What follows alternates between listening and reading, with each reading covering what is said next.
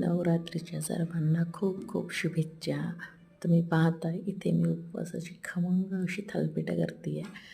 आणि हा बरं का, ही थालीपीठं ना इन्स्टंट आहेत. कुठल्याही प्रकारची भाजणी नाही, कुठल्याही प्रकारचं पीठ नाही, फक्त बटाटा आणि भगर याच्या मिश्रणातून ही थालीपीठं मी बनवलेली आहे. तर थालीपीठं बनायची पद्धत तुम्ही पाहत असाल.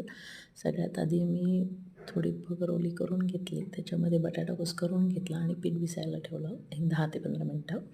आणि त्यानंतर लगेच अशा पद्धतीने थालीपीठं त्याची थापून घ्यायला सुरुवात केली.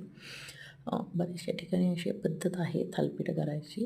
आमच्याकडे पण हीच पद्धत आहे, तुम्ही पाहू शकता. पण याच्यासाठी ना तवा तापलेला हवा असतो. तर अशा पद्धतीने थालीपीठं मी करून घेतली आणि दोन्ही बाजूनी गोल्डन फ्राय होईपर्यंत छान पद्धतीने भाजून घेतली, तुम्ही पाहू शकता. आणि शेवटी फायनल लूक.